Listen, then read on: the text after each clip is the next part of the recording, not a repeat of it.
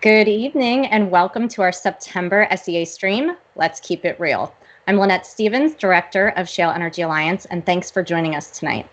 We are looking forward to hearing from an awesome lineup of guests this evening, and we're going to bring you up to date on some really important news that you need to know. We did take a little break from the summer and came back with a new look, so hope you like that. We also want to thank the folks who signed up for our August stream before we pushed it back, and everyone that signed up is receiving a little thanks for being awesome advocate gift in the mail, so you should have already received that. We certainly appreciate your enthusiasm and your support for our SEA streams. So go ahead, grab a drink, keep it going in the chat. I already see you guys chatting it up.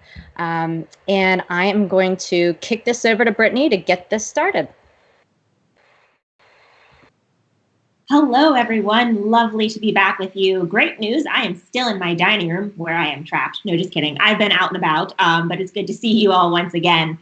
I was looking at the chat earlier, and Jim Rogers dropped a little piece of wisdom that if you're trapped somewhere but there's a bar, it's not really like you're missing anything. So thank you, Jim, for that perspective. I think I'm going to hold tightly to that one. So for those of you who have joined us before, welcome back. For those of you who are new, welcome. We generally start these things off with a quick overview of what to expect in the evening and kind of a technological view of what you need to know. So we do have a new layout, which if you're new here, that's not new for you. It's just the way it is. But for those who've been here before, you've noticed we have 3 screens now. The good news is you're still going to get cues as to what you need to be doing throughout the broadcast. So the top right screen is going to give you cues, let you know where you should be submitting photos, what you should be doing. And then the bottom screen is our rotating cherry pick. We want you guys to submit, see what you're up to. Where are you? Who are you with? Have you started a household project? I personally installed new lamps outside of my house and didn't electrocute myself, which I am grateful for, but I'd love to see what you've been up to. So go ahead and submit those photos to seadigital@sherrypick.com. It's right at the bottom of the screen. It won't leave the entire time, so no worries about it. Attach each photo as one attachment per email and use that subject line as a caption. You'll see them pop up at the bottom. Keep it PG. We are monitoring these things, so don't try and sneak anything past us here. The other thing to mention is the chat. So the chat is rolling over on the very far right of the screen. If you are not signed up, make sure you get signed up and then log in and introduce yourself. A lot of times usernames aren't folks' actual names, so tell us who you are, what organization you're with, and say hey. We also have a few folks from SEA already there. Lynette's over chatting. You also see Audric Dodds, Josie Schultz, and Stephanie Paluda, plus Casey, who will be speaking tonight too. So a lot of great stuff going on. Go ahead, get logged in and say hey. Oh, and by the way, this is 2020, everything is terrible, and there may or may not be a technological glitch. If something happens, don't panic.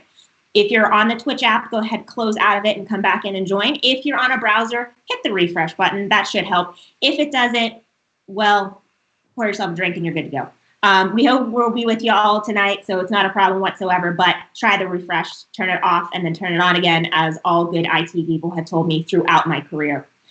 All right, so next up, we always do some type of photo submission for a prize because we like giving away prizes. We enjoy rewarding folks for following directions. It's a good skill to have. So this broadcast theme is humble brag. You should have gotten an email about it from Lynette earlier today, so always read Lynette's emails. That's a lesson you should learn today. We want to know what you've been up to. Have you been volunteering? Have you been working with your organization to donate to food pantries? Whatever it's been, if it's been fundraising, send us an image. Take the time to brag about what you're doing and illustrate all the good that's happening. There's a lot of terrible happening right now in the world, but we need to find those bright spots, hold on to them, and amplify them wherever we can. And you'll find that's kind of a recurring theme through most of our speakers this evening. So again, follow the instructions. It's on the little graphic that tells you what to do. Submit those in and you'll start seeing them rotating. We'll be sure to share them afterwards. Here's the best part. We are going to select 2 people at random to win each a $50 Visa gift card. So there's money on the line for doing good stuff. So a little bit of positive reinforcement here for you this evening. All right.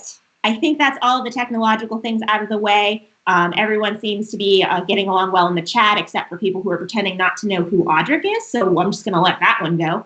We're going to go ahead and get into our speakers. We have a really great lineup this evening. And first, we're going to hear from the great state of West Virginia. We are very pleased to have a message from Speaker of the House, Roger Hanshaw. Hi, I'm Roger Hanshaw, Speaker of the West Virginia House of Delegates. 2020 has been a year that no one certainly expected, no one could have predicted. But as we head into what we hope now is the second half of the year and a period of economic recovery for our state, we know we've all turned our attention now back toward the process of putting West Virginians back to work and rejuvenating our economy. We know that the natural gas industry has historically been a backbone of our economy, and we know it's going to play a role as we look forward to rejuvenating the manufacturing base in our state. For too long, we as West Virginians have sat by and been passive participants in the economy. We've been content to accept the economic outcomes that have been given to us and have done far too little to actually dictate the outcome of our own economy. Here in West Virginia, we know that the legislature is focused almost singularly on doing things to rejuvenate manufacturing, to bring downstream manufacturing for natural gas-based products into our state, and we need your help to make that successful. As we prepare for the upcoming 2021 legislative session, we know that we need your help and we need your partnerships as we advance policy to make West Virginia the best place we possibly can to work and grow your business. Thanks. She's nice. Hey, and we're back. Thank you so much for having that wonderful message. I think it really resonates with everyone, the fact that we need to take stock of where we are and what we've accomplished so far this year and where we're going in the rest of 2020 and 2021. So thank you, Speaker Hanshaw, for providing that. We can't lose focus. We can't lose sight of what we've been, take that victory lap, and then keep pushing forward. We can't get tired and kind of just let it be the status quo. There is no status quo. We need to continue pushing. So thank you again for taking the time. We're going to be talking a bit more about the thing that we're kind of pushing to next, which is voter advocacy. We kind of have a big election coming up, and SEA has some tools that we're going to help get you engaged and active and excited. You may see some cool pictures rotating and cherry pick, but we'll get into that in a little bit. For now, we're going to take it to our next speaker, Pennsylvania State Representative Bud Cook. He has some really interesting thoughts on where we are right now, what's been going on, how we're adapting to it, and what we think of as we consider what life will be like as we hopefully remove ourselves from the era of COVID, but also how we're building towards something better. So now let's hear from Representative Cook. From the 49th District, parts of Fayette and Washington counties, the Mon Valley, I'm State Rep Bud Cook. Why not here? If an individual can do their job from home, from anywhere if you will, why not move here to southwestern Pennsylvania? With the current unrest in our cities and urban areas in our country, if you can do your job from anywhere, why would you not want to live here? We are virtually crime-free. We have great school districts, low taxes, great services, outdoor activities, hunting and fishing opportunities, and we are truly family here. The recent years of Marcellus Shale activity and expansion have provided many diverse job opportunities. With the cracker plant coming online soon, manufacturing expansion will follow. I have always pointed out to individuals seeking a job to look for the problem, show how you can provide the solution, and you will always get the job.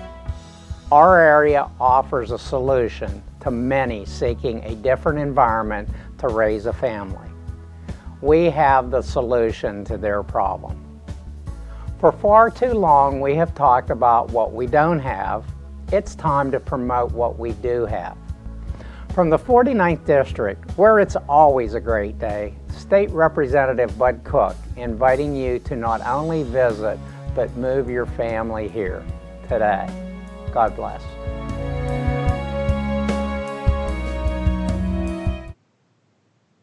Thank you so much, Representative Cook, a wonderful friend of the industry and someone who is clearly leading the charge in adapting to our current situation.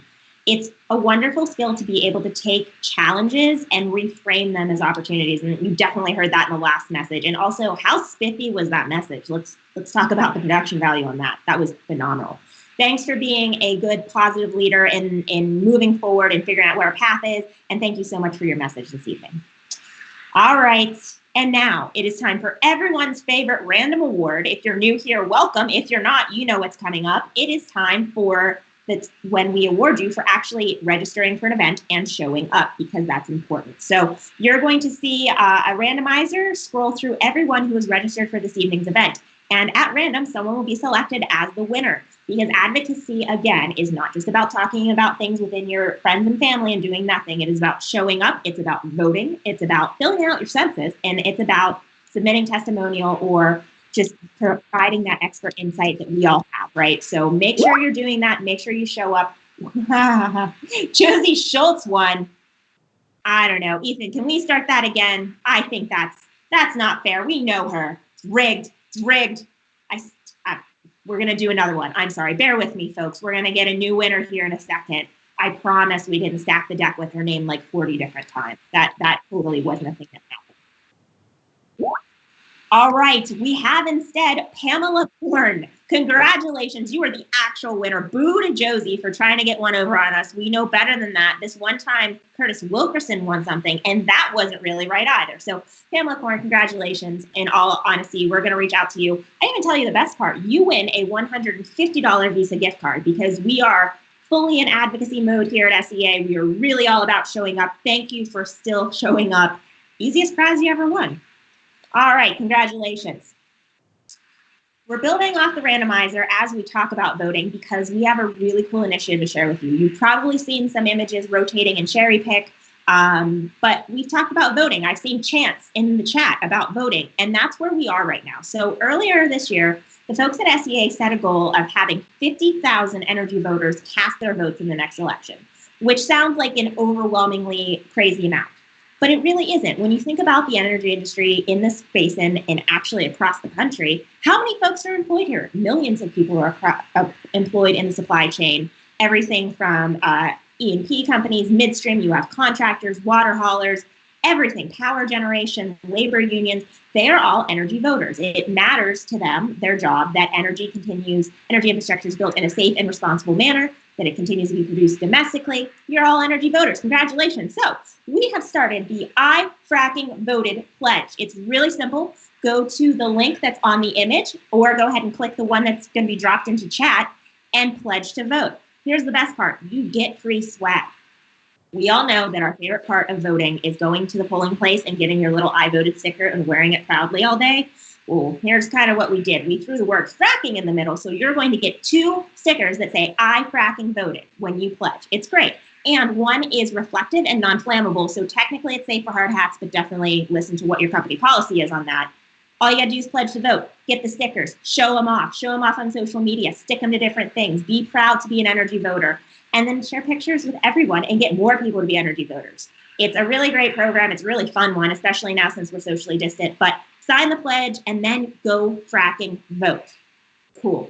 If you already have your stickers, make sure you drop those in Cherry Pick. So email them over. We want to see. I know that Natalie DiCario with Cabot already sent hers in. Who else has them already? We want to see them going around.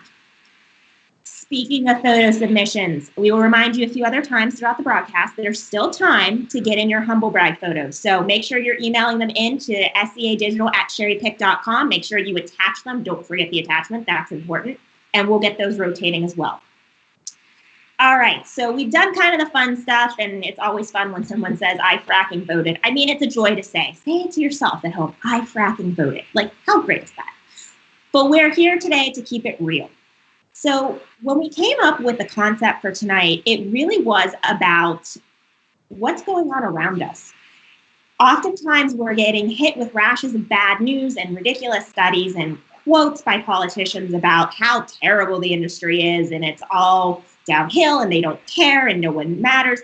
And we decided it was time to take a stand and take stock of what is actually real. What's going on? How has this industry evolved over the past decade in this region? What have we seen? What do the community partnerships look like? How are we mitigating environmental impacts? And what does that look like? So we asked our speakers this evening to address that question from a different perspective. And I think we have a really great lineup as we go through here.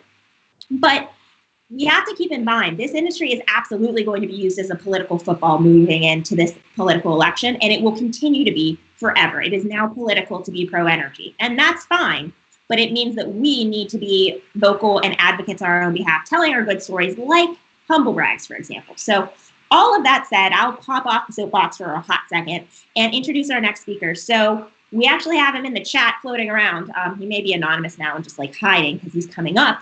But we have Casey Jardinez with EQT, who has a very unique perspective on this matter. Hey there, Shale Energy Alliance. I'm Casey Jardinez. Most of you probably know me from my role as a local government and community affairs specialist with EQT. What you may not know is that I previously served 2 terms as the mayor of California, Pennsylvania. When I was elected at age 20, I set the record for the youngest mayor in the borough's history. Our small communities are incredibly diverse. Neighboring towns have a completely different set of needs. One thing that I learned during my 8 years in office is that local officials need to be trusted to make the right choices in their communities with minimal outside government interference.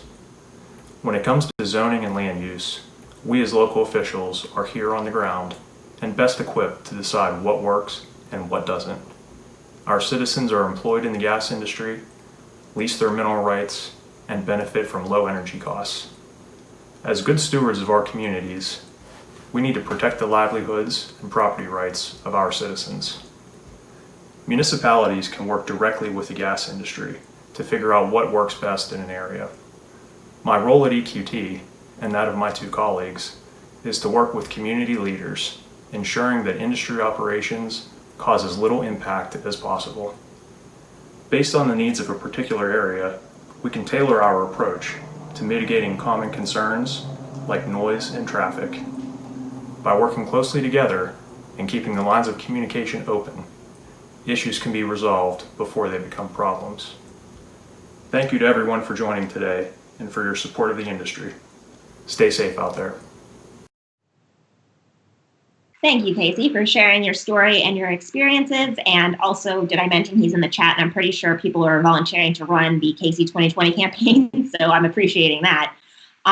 But honestly, that's a message that we need to understand and respect too, right? So we have the perspective of someone like Casey and his team who are on the ground all the time for the industry, working with local elected officials who are responsible for safeguarding their environment and the citizens that live there. You know, at a very local level, they're very aware of what needs to happen, needs that need to be met, and who needs to be a part of the process. And that's so incredibly important as we build trust and transparency. And the industry's done a wonderful job in recent years of making sure that that continues throughout the entire operation, whatever that might be. If it's siting, it's planning, it's working with these local communities. So thank you, Casey, for your story. Thanks to the entire team at EQT and others like you across the industry that are always interfacing with folks who are out in the community. And that's exactly why we asked Blaine Lucas with Babs Callan to talk to us this evening as well. So Blaine is a wealth of knowledge when it comes to the siting process and how companies can best work together with their own contractors internally and with the communities that they are serving. So let's hear from Blaine now. Good afternoon. My name's Blaine Lucas. I'm a shareholder at the law firm of Babs Callan Clements and Zomner. I practice out of our firm's Pittsburgh, Pennsylvania office, although in these COVID times that office has now been relegated to this lovely man cave here in Mount Lebanon, Pennsylvania. In that regard, I hope all of you and your families and coworkers are staying safe and healthy. Our practice focuses on zoning and other local land use matters. In this capacity, we represent industry operators in obtaining local government approvals for well pads, compressor stations, meter stations, pipelines, water facilities, and other associated projects. Obtaining approval of an energy development project typically involves a public hearing before a local zoning authority. These hearings are part judicial proceeding because they involve the adjudication of valuable property rights. But they're also part town hall, as interested members of the public are permitted to express their opinions and positions. Balancing these varying interests can be a challenge for an applicant for any development project, whether it be for an unconventional gas well pad, or for that matter, a commercial retail project, or even a residential subdivision. Given the unique nature of these proceedings, it's critical that shale operators have a coordinated team approach when submitting their applications and making their public presentations. That team typically consists of a wide variety of in-house personnel, engineers, environmental specialists, operations personnel, safety specialists, governmental affairs representatives, and in-house counsel, and outside consultants, such as lawyers like our law firm, engineering firms, and specialized consultants addressing environmental, traffic, and noise issues. Local regulation of oil and gas development varies greatly. Some ordinances have very limited requirements and defer largely to state regulators, which is the world you like. On the other hand, on the other extreme, many ordinances are very restrictive and impose a variety of limitations on where facilities can be located and require the submission of extensive studies and other application materials. By having all of the necessary personnel on board, an operator can not only make sure that all the express requirements of the municipal ordinances are addressed, preferably up front in its application submission, but also have those representatives available at public hearings to address legitimate concerns and questions from elected officials and the public about the operator's proposed facilities. In short, if I could boil down my message to one phrase, it would be, have all hands on deck. Take care, and I hope to see you in person in the near future. Bye. Blaine, thank you so much for that message. And the 3-minute overview has clearly led us all to understand and believe that you can teach a full day seminar on this with your wealth of experience and knowledge on how these processes work, how best to make sure that the communication between everyone is flowing properly to get to a good end result, right? So this is a really important thing to draw attention to. The idea of input from the community. In fact, some regulatory processes require it as part of what they need, right? So a good example would be pipeline development that needs to be approved by FERC. They require input from the community, from stakeholders, from interested parties.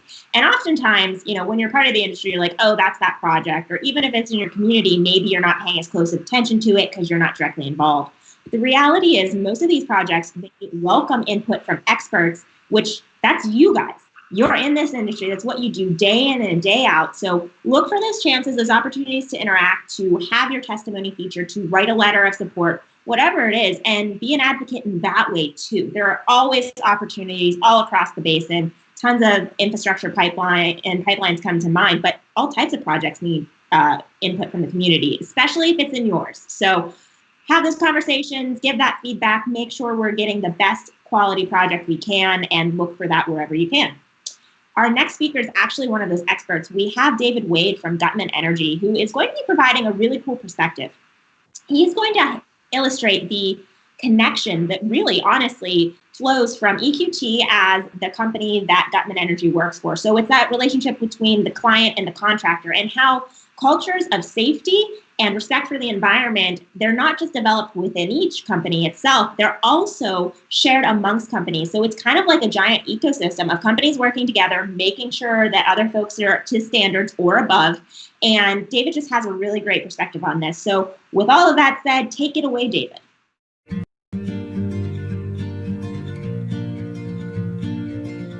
Hello, I'm David Wade, the Vice President of Sales and Marketing for Gutman Energy. We are the proud partner with EQT, the largest natural gas producer in North America. Gutman supports EQT by supplying and managing fuel that powers EQT in the field operations throughout Pennsylvania, Ohio, and West Virginia. The safety of our drivers and the public has always been our top priority at Gutman. Just like EQT, Gutman is fully committed to driving zero injuries and promoting a company culture of wellness across our organization. We believe if we continuously focus on improving our safety within the workplace, we can keep everyone healthy and injury-free. At Gutman, we work in collaboration with our teams and our partners like EQT, making this one of the most sustainable competitive advantages, and we work extremely hard to eliminate the potential for all safety incidents. Gutman is also committed to the elimination of all product handling incidents across our operations. By creating a culture of operating safely and responsibly and eliminating all spills of any kind, we can best support EQT's commitment to minimize the impact of their gas drilling related activities and reduce their overall environmental footprint. Our drivers have the tools and the training and the experience to service our customers' needs without impacts or incidents. Again, driving to zero is our goal and our commitment. We believe our sustainability initiatives at Gutman are fully aligned with and supportive of the key sustainability initiatives of EQT. First, to provide a safe and healthy work environment every day for our customers, our team members, and the public. Second, to eliminate all environmental impacts in the management and delivery of the fuels we provide. And third, to minimize any impacts on the public as we transport materials safely and securely across the geographies we serve. Business partnerships like the one Gutman shares with EQT are highly rewarding, both personally and professionally. Thank you.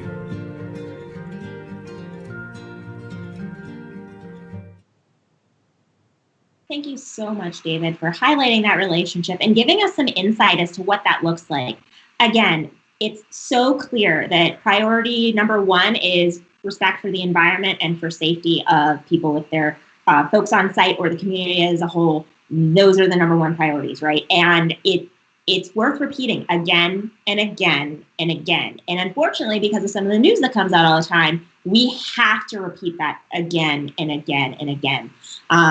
Not to mention the fact that every election you get new elected officials, even as a school board member. So we have to keep repeating those stories, keep talking about the excellence with which you all hold yourself to every single day. That is so paramount. So thank you again for that insight. Really appreciate what that relationship looks like and that inside looks. So again, don't forget humble brags, get them in. There's still time. Still a little bit of time, but find those photos. Let us know what you're up to. Was there a car wash? Were you fundraising? Did you set up a lemonade stand? I kind of hope so because that's adorable. Submit those photos. Let's see what's going on, and we'll have a winner selected shortly here. All right, right now I'm going to send it back over to Lynette because she has a really neat opportunity SEA has pulled together to help keep us all together. Lynette, what do you have for us? Thanks, Brittany. I am back to talk about our brand new virtual fundraising event called the Unconventional Games. I know a lot of you guys have probably heard about it. I know there are sponsors. I've been seeing you participating today that are, supporting the Unconventional Games. So thank you. I am going to run through a bit of the details for you if you're not familiar. So we're kicking off the event on October 7th with a live broadcast, much like this. And then over the course of 2 weeks, October 8th through the 21st, teams will compete in multiple challenges that showcase their talents. We're including some interactive opportunities with industry leaders. So similar to our clay shoot and our golf outings, how we pair you up, we're going to do the same thing with this. So the 4 challenges to compete over the 2-week period are the Marcellus Marathon, Appalachian Idol, Top Chef, and Paint and Sip, which is scheduled for October 15th. And I actually have my painting here. I'm not sure if you can see it, but we did a little test run. Don't judge me. You're going to have to do this too. But it was really fun. And so we've created this awesome opportunity for you guys. I know we'd rather be in person, but this is the next best thing. So after the 2-week period, we'll have the wrap-up event on October 22nd. Don't worry, you don't have to remember the dates. We're going to send all of this to you. And we'll have a broadcast at that point and do a virtual escape room, which is really cool as well. So your teams will work together. You'll capitalize on your strengths to accomplish the challenges. You can also include your family. So, one of the things that we're doing is the Top Chef. We're going to send you a little box of ingredients, and you're going to cook a burger and a cocktail concoction. So, include your family, cook burgers for everybody, and have a little fun with it. So to that point, we're sending a treasure chest. So all of these cool elements go inside the treasure box. You're actually probably seeing it circulating there. It's pretty cool. All of the elements inside the box help you to succeed at the challenge. Again, this was created for some fun. We need to come together, but it's actually part of a bigger focus. As we keep saying, and you keep seeing our messaging on social and emails, we have this bigger goal, and that's to activate thousands of natural gas voters in advance of 2020 elections and beyond. So this helps support our cause to get out to vote and ensure that the industry has a solid future. So one other piece that is really cool, we're using this event to invest back to our local community. So we have the Washington City Mission that's tied into our Marcellus Marathon, which is pretty cool. And then we've been using local vendors to procure all the items for the event. So as always, giving back, that's what the natural gas industry does. That's what we do. So I'd like to take a moment to thank some of those current sponsors: Steptoe and Johnson, Energy Transportation, Gutman Energy, hi Pam, EQT Corporation, Ken Miller Supply, Capital Sand, TH Portageon, Mountain State Pressure Services, and Tetra Tech. As always, thanks for your support. Here's the good news. It is not too late. So the deadline is September 30th give me a call, shoot me an email. We would love to have you participate. We have packages already built. I can customize something. We also have one more opportunity that we're just launching tonight, and that is individuals can also participate. So we have until about next week. This is a special offer. So reach out to me. It's $3.95 to participate. That's a really, really good deal. You're getting all this cool stuff. Oh, by the way, did I mention we're sending wine? 3 bottles of wine. So for that price, you're getting everything. All right. I look forward to this competition. I'm so excited about it. I want to see who is the best of the best. Speaking of, Brittany, what was that stat you were talking about? Funny you should mention that, Lynette, and thank you for reminding me. So if you guys haven't been living under a rock and have been a member of SEA, you know that in previous streams, we've pushed out messaging about the census, and also in email and social media and every way we could talk to you about it. And we've also talked about the importance of the census. It actually can't be understated, really.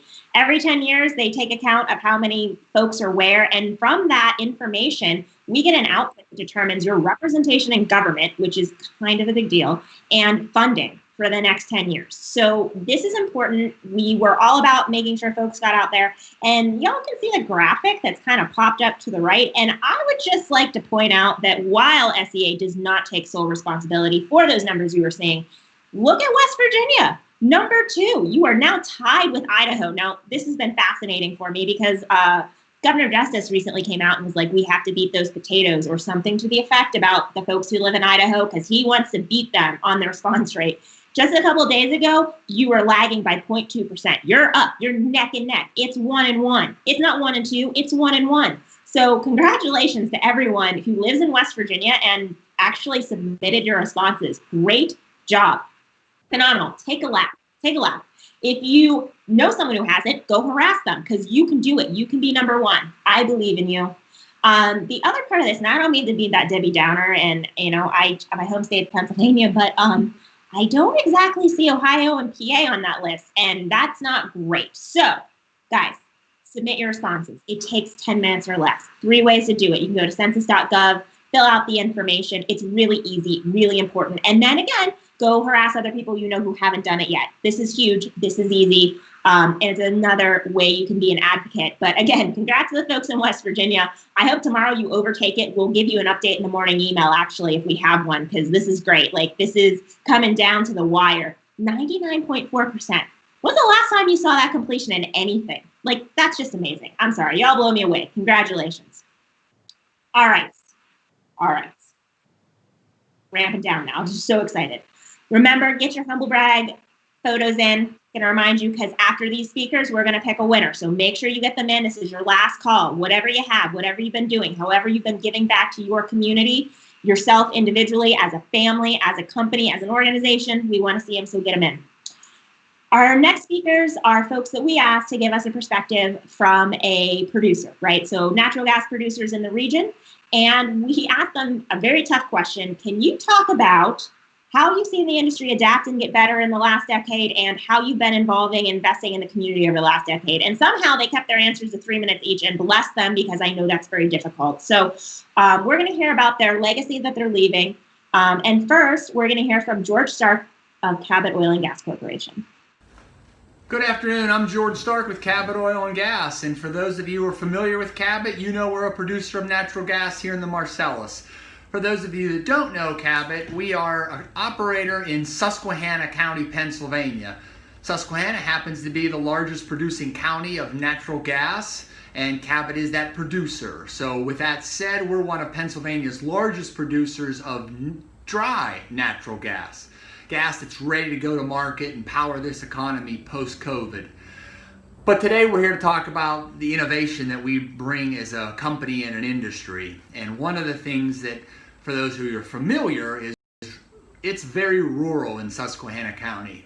It struck me because there were no fire hydrants there. Just the county seat of Montrose has a few fire hydrants, where the rest of the county has none. What does that mean about innovation? That means that when it comes time to move water, the only way you could do it is via truck. And adding trucks to the road adds to traffic, adds to emissions, and it beats up on the roads. So as an industry, we look to partner with those to say, you know what, maybe it's time that we build a pipeline to move water. And Northeast Marcellus Agua Partners came in and they built a pipeline from Tunkhannock up into Lemon Township. It's just a 7-mile pipeline, but when it's done, and it is done, it's operational today, 70,000 trucks are taken off the road in the borough of Tunkhannock. No emissions, no beating up of the roads, and no traffic. So you see an upside immediately. It's a way for us to move 5 million gallons of water on a daily basis to an impoundment, and then allow our trucks to come there, fill up with water much closer to where we are operating, and then disperse them into the play. But another thing happens. Because there are no fire hydrants, when the volunteer fire departments need to get water, they're reduced to going to a creek or a stream. With Cabot building a world-class facility, those volunteer firefighters can now come to our withdrawal, fill up their trucks, and get about their business of putting out a fire. So it's beneficial to the environment, it's beneficial to our operations, it lowers the cost overall, and it also makes the community better because we now have an opportunity to leave the community better than we found it and serve the greater community. So again, these are examples of benefits that our industry brings. And when I talk to elected officials, they're glad that we're there and they know that we're leaving a lasting legacy. That's Cabot's bit. I'll hand it back to you. Thank you, George, for giving us a small sliver of some of the great work that Cabot is doing in the community. Again, this is just one operator and one tiny thing they're doing, but it's an example of how, this operator looked at it, at what it was doing, how it was moving water, decided to go in a different direction. And then instead of just doing what they needed to do, they went the extra mile. They reached out to the community and asked, how can this help you? What can we do? This isn't the only story of that. I know you're all sitting in the chat and you're like, I know of 10 other things. And I'm pretty sure Stephanie Pluta said, these are the stories you don't hear about the industry. Well, here's your chance.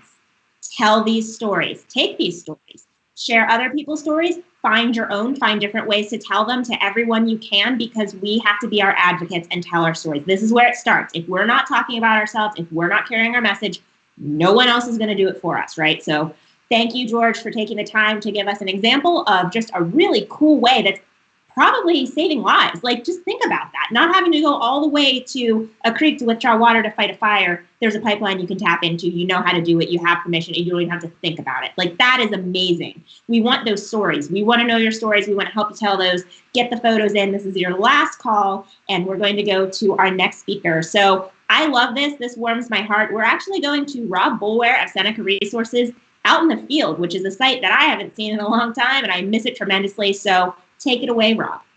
I'm Rob Boulware. I'm the Director of Stakeholder Relations for Seneca Resources Company, LLC. We are the exploration and production segment of National Fuel Gas Company, and we've been operating in Pennsylvania for more than 100 years. What I've seen over the last 10 years is truly amazing on how we've changed the manner in which we do our production. You consider this pad over my shoulder. 10 years ago, we would have only gotten the resources from approximately 300 acres. Today, we'll be able to extract the resources from approximately 1,500 to 1,800 acres from this same 5-acre pad. When you consider that from an environmental impact statement, we've made incredible improvements. If you go back to yesteryear and think about what pads were once like in Pennsylvania, to give you comparison, we once operated approximately 2,600 to 3,000 shallow wells. This one pad in its lifetime will outproduce all the gas from those 3,000 or so shallow wells. So again, that's a significant improvement. But it's more than just that. It's the care that we take to make sure we do the right thing in the areas that we operate. We've put in limestone roads, for example, over 100 miles of them. What that means is when it rains, the limestone leaches into the water supply, changes the acidic content of that water, and makes that stream viable again. But that's just a small part of what we've chosen to do as a company.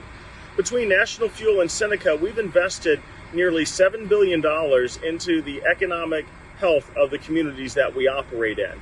Every year, we're purchasing somewhere on average of $260 to $270 million in goods and services from over 2,000 vendors in Pennsylvania and in New York. This money stays and filtrates through the communities that we're operating in. When you look at royalty payments to the Department of Conservation and Natural Resources, Seneca is actually the largest driller on state-owned land. In DCNR royalty payments, we've averaged somewhere around $170 million going back to the DCNR in the last 5 years. This money is used by that department to improve recreation areas across the state, improve bike trails, improve hiking trails, giving people the ability to get outside. But that is a quality of life improvement that people see, and they might not realize that's being funded by oil and gas operations. When you consider the impact tax that all oil and gas operators operate under in Pennsylvania, our specific contribution is over $50 million in the 5 years, or about $10 million a year. And we're just one of a small segment of companies. Those dollars are distributed across the Commonwealth to all 67 counties, including locations where drilling doesn't take place. But I'm most proud of the fact that we've hired 800 new employees. We spend about $250 million in wages and pensions on an annual basis, and our employees contribute over $1 million a year to local charities that benefit the communities where they live and work. And those are great numbers, and we're proud of it. Thank you, Rob, for sharing that story and just your insights as to how you've seen your company and the industry as a whole, honestly, evolve over your time with it. I believe you're lurking in this broadcast. You may not be in the chat, but honestly, thank you for taking the time out and for doing it from such a remote location. Honestly, it just comes back to this, right? Not only are you guys working in these communities, you're living there, you're operating there. So over time, you've built these wonderful connections and these relationships. You're taking those with you as you do your daily work and figuring out ways to kind of weave everything together and make it connect. Like, how can you leave the community better than you found it? That is a great goal that I've seen so many companies in this industry lead with. They want to leave the community in a better spot. They want to help out where they can. One of the best places that you see this, and it's unfortunate, but it's also truly awesome see it happen, is in the case of when you have some type of natural disasters, right? So we've had horrible flooding in Pennsylvania, in West Virginia, we've had storms, we've had all types of things happen across the region. And this industry is one of the first to step up and ask, how can I help? And it's because you're fostering those relationships with the people that matter in the community. You have that relationship. You can reach out and ask and make those connections happen. So kudos to everyone. And again, a reminder, be your own advocate. Advocate for your industry, advocate for the stories that you're having. There was a question in the chat if these videos will be made available. Absolutely. We'll send out a link to every video following this. Share them. Share the stories, find your own stories, and make sure that you're doing it day in and day out, because it's just so important. So we need this not just to be positive and cheery, but it matters because when those false narratives pop back up about how you're out to destroy the universe and everything's terrible, you can say, no, that's not true. This is what's actually happening. This is what we see day in and day out. This is the character of the industry. So thanks for all of our speakers for sharing that information from all of the varying perspectives. So important. All right, now this is actually what you've been waiting for, not so much listening to me. We have two winners from the photo. Are you ready? Who are winners? We have Dorothy Pemberton, congratulations, and Adam Dunlap. Congrats to our two winners. We'll be reaching out to get your mailing information. We'll get those gift cards in the mail. Thank you for participating, and thank you to everyone who submitted photos. We're going to make sure to highlight those. We always send out the gallery after these streams. Take a look, share the stories, reach out to the people who submitted them and ask, how do I know more? How can I help tell your story, and how can you tell your own? All right, all of that said, that does it for me tonight on the stream. So it was lovely seeing you all in the chat. I'm going to jump in there and say hey, and I hope to catch up with you soon. So back to you, Lynette. Thanks, Brittany, and thanks again to all of our speakers and to you guys. We know that your time is valuable, and thanks for hanging out with us for 45 minutes to learn more about what's going on with SCA and to hear from our speakers. I'd also like to thank our SCA partners. We've been partnering with these awesome organizations, so I just want to give a shout out. It's also on your screen. Ohio Oil and Gas Association, Peters Township Chamber, Marcellus Drilling News, Monongahela Area Chamber, National Association of Manufacturers, Shale Directories, Think About Energy, and the Washington County Chamber. Thanks so much for all you do to support us. And I'd like to tell you a little bit about some of the events that we have coming up. That's also on your screen as well, but I'm going to run through them for you real quick. Some of them are socially distant, some of them are virtual. National Association of Manufacturers, they have a Leadership Council Summit, October 27th through the 29th. That is virtual. They also have Leading Edge Cybersecurity Forum. There's 4 dates in October. Peters Township Chamber of Commerce, they have a webinar, Use Your YouTube to Grow Your Business, September 23rd. That's virtual. Shale Directories, they have 2 in-person events, Upstream PA 2020 Conference on October 29th and Appalachian Storage Hub Conference on November 5th. Think About Energy is hosting a webinar on September 24th. And the Washington County Chamber has a few events, Power Women in Leadership Series on September 24th. That is virtual. They have a sporting clay shoot presented by Range Resources on October 2nd. I would love to go to that. Sounds like fun. Power Women in Leadership Series on October 7th. That is a virtual event.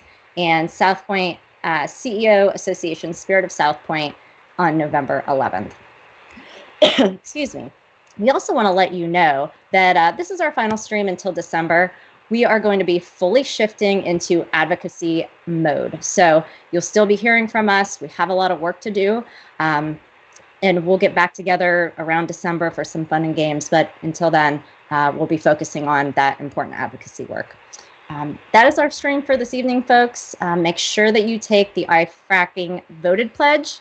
We all did it. Make sure you do it. Make sure you're an active advocate if you're not already. Take care. Have a good night.